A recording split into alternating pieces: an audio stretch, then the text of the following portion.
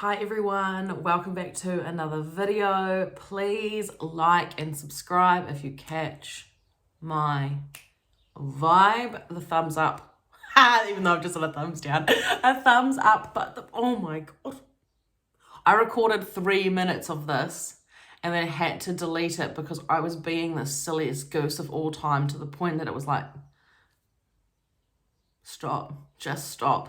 The thumbs up button is somewhere down here. Please go and like it, and then head over to my page and subscribe if you want to. That way you can just keep up to date with when these videos come out. I am posting this a day earlier. Tomorrow is Helen's funeral, so I'm just wanting to carve out the space today to get this message out. And as always, a reminder that perfection cannot exist within this space. Be you. So parts of this were written on the 11th of the 11th. I had absolutely no idea what was about to unfold within my writing, but I have been really blown away with what has come up this week. On the 11th, the day ended up guiding me in many ways. I didn't see any large portals or flares of light expanding around me, but I did find its energy very present in the words shared with loved ones, in moments of real human emotion, and in the moments of stillness. I can see that I have become less impacted by the thrills and sparkles that people throw around these certain days of the year or these portals, and more about how everyday life can move mountains in our understanding of self and the world around us. I really need to take a breath already. I'm not even 2 minutes in.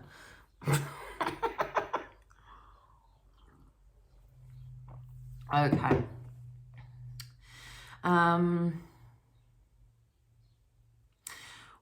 When working on Patreon, which helps me to script most of what I read in this space, I was really trying to force the writing, and I realized, even in my wording, I needed to slow down to be able to come into this space more grounded and connected to the words I'm speaking and sharing with you all.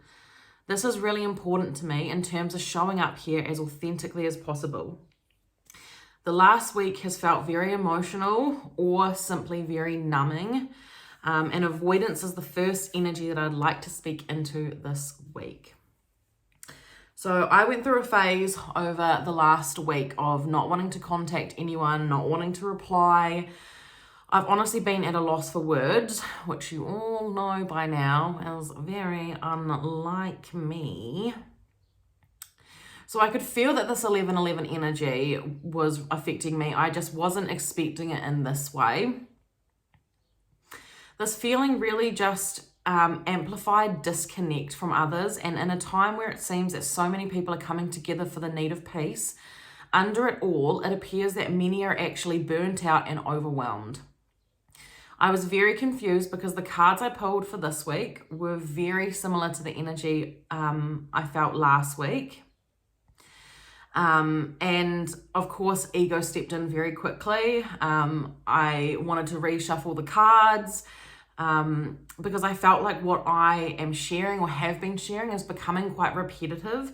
So how am I supposed to reframe these messages that are clearly not being received in the way that I am seeking them to be? I just have to keep talking and trying new ways until it clicks for whoever needs to hear these messages. And that's just a reminder of consistency and perseverance, and that a reminder of the uniqueness of everyone, that not everyone is going to 1 week be like, oh shit, I understand that, cool, I'm going to embody it, embrace it, go for it.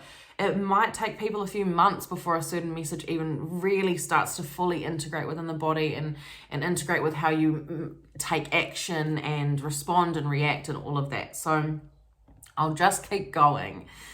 Avoidance tends to go hand in hand with the energy of burnout, so it's equally important that I bring this topic of conversation forward. I know that some people will not agree with what I'm about to say, and I know that a lot of people advocate for the whole push. This acknowledgement of what is taking place in the world is a given, but how you do this is up to you, including how much of a capacity you have to give. I have been saddened by the incessant, almost bullying tactics displayed by people who are preaching peace at this time, insistent that people need to do X, Y, Z, and condemning them for trying to keep their own peace intact first. Isn't it compelling to think that we as humans will unite together in the name of peace, yet still in our own personal lives be really invested in following trends or belittling others for the sake of seeking to navigate their lives in different ways to how we do? So with that, how can you preach freedom if you are still placing restriction and expectation on others? Do your part, worry about your action and your intention. To address this more specifically, it is within my belief that collective calls to action come in and out like waves. I couldn't possibly imagine that my own spirit guides and angels are asking me to be active, to be on duty, to be pushing for the collective all the time. Why do you think there are so many light workers scattered all around the world? You taking a moment to fucking breathe right now and slow down for even just a moment is totally okay and totally necessary. Because I can guarantee that there are things in your own immediate environments and connections that need you also. These are the people in your own family, your friend circle, wider communities that could use your light. So you need to check in with yourself and make sure that amongst all of this unfolding in the world, that you are still able to commit and stick to routines that are keeping your own mind, body, and soul protected and strong. Let that sink in. A reminder that we can simultaneously share our light and support the collective and advocate and protest as long as you are taking care of yourself, your immediate, my words are not wording today, environments, your friends, your whānau. When everyone is sort of in that, the mindset of like, we all need to be doing it all. Yeah, I explain more as I go on, but when you are burnt out, you cannot show up to your full capacity or your full potency. That's just a given. And if you are pushing right now with everything that's going on in the world, and you're doing it because you don't want to seem as if you are taking a break or being avoidant or XYZ, you're literally not. You need a break. And it might not even just be what is going on in the world. Like, it can be things that are going on in our very own personal lives as well. You cannot be on the whole time. So anyway, let's talk about burnout, because I know that some of you won't accept that you are potentially burnt out until it's been thrown directly into your face, you've tripped over it, and until it's become 20 times worse than it needed to be. I want you to read over these or listen in and ask yourself honestly if they match how you may be feeling right now. So the physical symptoms are headaches, stomach aches, fatigue, frequent illness, and changes in appetite and sleep.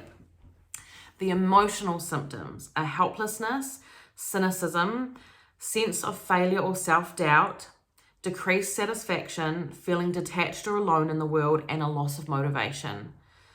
Behavioral signs are reduced performance in everyday tasks, withdrawal or isolation, procrastination, outbursts, or using substances to cope. Ding, ding, ding, ding, ding, ding. I have been so burnt out. And I'm sitting there and I'm thinking, how? I'm not doing much. So why? Because I have someone I know that has just died, because my household is out of routine and moving through cycles of grief. And all whilst I've been telling myself that I should be doing more, or that life should feel different by now, that I should be someone who has it all together. And every time I move through this awareness, I'm able to quickly remind myself that I'm exactly where Spirit seeks for me to stand, that I am safe, to calm the parts of me that feel that stillness is anything less than sacred and replenishing and rejuvenating and enlightening. Stillness is the shit, bro. Anyway, This week, I was also graced with the reminder that we are not here to be achieving. We are here to be. This concept is a very hard one to explain, and it will take meaning in your heart however it needs to. For me, it's the affirmative knowing that I have spent more than enough time in deep thought and reflection, and now it's time to call forth some aligned action. When we meet, we then meet the energy of time, of agelessness, and of life not needing to be seen as so linear. This is a concept that I myself am still learning to understand with more depth, but it is one that intrigues me nevertheless. I have been someone, noticing my wording in have over am, was always waiting for the next step, the next big event, always seeing my own life as a series of progressive achievements rather than living more in the moment. With an appreciation for what we truly do have, which is life, its existence. Spirit seeks to support us in embracing the cyclical, infinite nature of our world, to bring it down into all of our experiences. I feel this has to do with how we can collectively apply healing into the world towards all the innocent souls our hearts are mourning at this time. I was also shown that symbolism can be powerful over the coming weeks, wearing the peace sign or displaying it wherever you can. This week, Spirit also asks us to think of the energy of a ring, worn to represent eternal love that surpasses time, space, and other worldly things. It mimics the Earth's orbit around the sun and encompasses the intimate bond between people. There are so many beginnings and endings happening right now that we are being asked to place this linear form of thinking aside. To think of us all, each soul here who is here and who is past, as being a part of a cosmic, eternal circle of creation. In this space, there is never a beginning nor an end. Only love. It is once again a call for your connection to self, with others and with the world at large to be honoured without judgment, to embrace humility and the sacred cycles unfolding before us. I can see how honestly, every week I'm going to be plugging this myself, guys, because the more and more I do so, the more and more I want people to buy this. I'm very, very proud of it. But anyway, I can start to see that my own workbook is becoming a starting point for any of you guys that watch these videos weekly. It's the process that I believe from my own experience is what will help to bring you back to your most authentic self and realign in a heart-centered way. Recognizing that, recognizing that shift and change often in our lives. Recognizing that we shift and change so often in our lives. But having something fundamental like this can be, which can also be very, very easily adapted each time you need to use it. Honestly, it's pretty fucking rad, and I am pretty fucking proud of it. I will announce in the coming weeks when this will be available to get your hands on. It is, currently 75 pages. It is in 4 different chapters that you can buy either individually or you can buy separately as the whole book. I believe, pardon me, are you done? What was I saying? I believe I know when I'm going to release it, so I've just got some other little bits and bobs to do. I am just finalizing and editing and moving through the last week and a bit with the trial run group. So, yeah. It's a pretty big achievement, and I'm excited to share it. Anyway, back to the energy of the ring. This week can also be a sign of approaching celebration, union, birth. It can also be a sign that you need to review your own jewels, and this can even be clothing and stuff as well, or just items around the house. But pay attention to the things that you wear out of habit that are keeping you connected to an old version of yourself or an old connection that is no longer present. I speak about this in my workbook, but a reminder that everything holds energy. So, I don't know, the best way I can describe it is like, let's say that an ex-boyfriend gave me this pen, right? And this ex-boyfriend was like This ex-boyfriend was a narcissist and he was horrible. But let's say he gave me this pen and I'm like constantly using the pen, using it. My energy is still sitting in the energy that has come because of, you know, fuck off. Bye.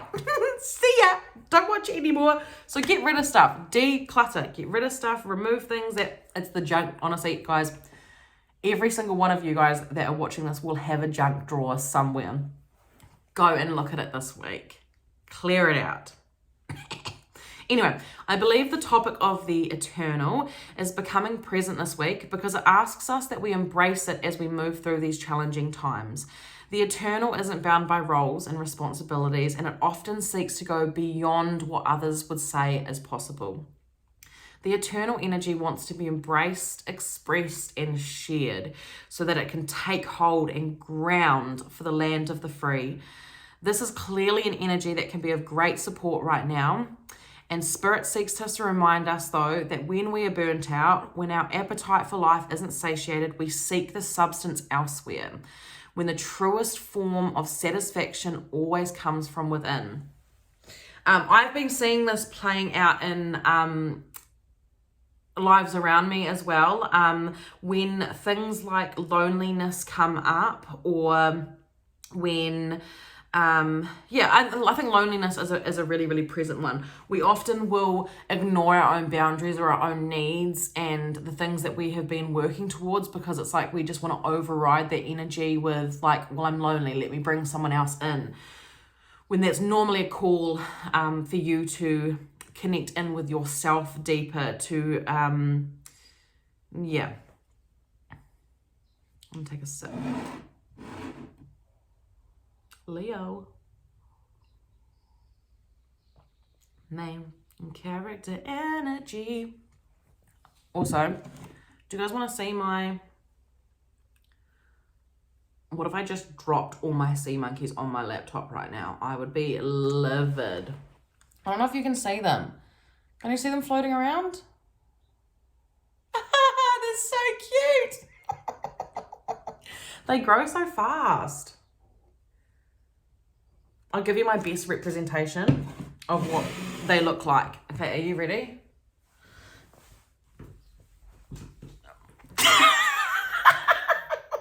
It did not look like that. I'm looking forward to rewatching this video and seeing me do it. Tell you, silly goose energy is all up everywhere today.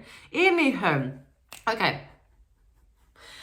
The next energy that we want to bring in is the energy of purity. So old limiting patterns are dropping away at this time.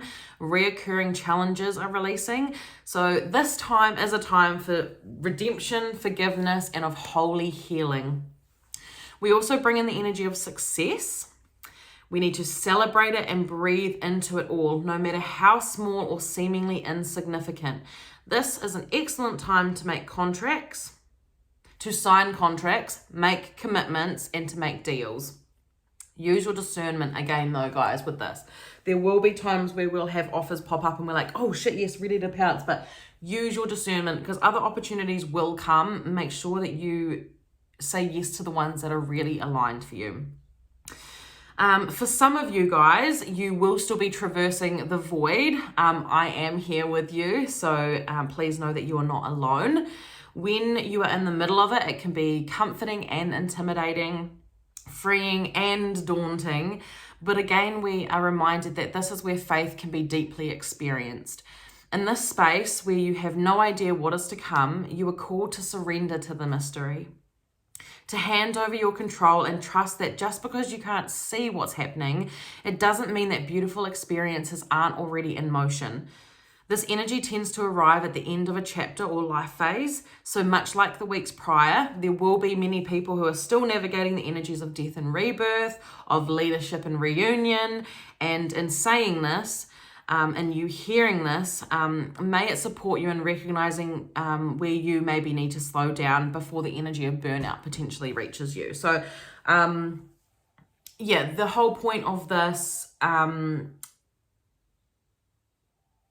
the phone's ringing. The whole point of this is basically saying that the energy of burnout is here, like it is present. I can feel it. It's happening in my own life as well. There are things that you can do now, if you are still sort of traversing through the energy of the last couple of videos, to just help yourself in, what do I want to say, limiting, or not avoiding, because we can't, it is very hard to avoid burnout when it's just so much going on.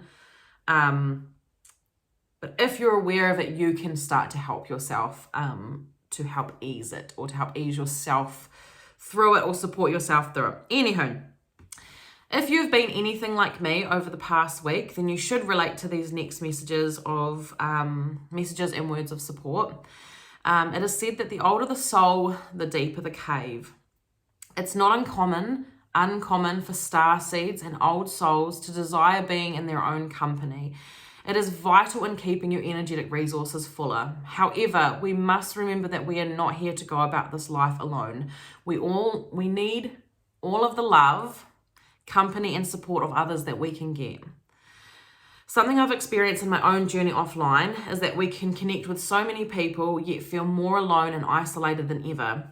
In constant communication, but with a huge lack of genuine connection or physical touch. Pardon me. So this week you are being asked to come out of your cave, to reach out to those in your life, and to seek hugs this week. Physical touch. Just give someone a hug. Be like, come here, I love you. Come here, I love you so much. You know, just give them a little snuggle. Because we fucking need it. Sometimes, I know people out there that just give the best goddamn hugs, and I just wish that they should, you know, they should do that for a job. Just come here, I love you, come in, I'll embrace you. You know, I love those people. Is there anything else in there? If you don't already know, I have stepped back on into beginning to integrate myself back online. And I do really still want to stick to the message that I just shared around how so many of the connections or things that we make online, I think people try to tell themselves that the busier their lives are and that the fuller that they are like that, the more sense of belonging that they have, or the more needed they feel. I don't know if I'm going on the right track with that, but those people tend to always actually feel to the core that there's always something wrong, that they still feel lonely and isolated, and they keep giving and giving and giving, hoping to return, but they need to give that love back to themselves. You need to give your love back to yourself. Yes, queen.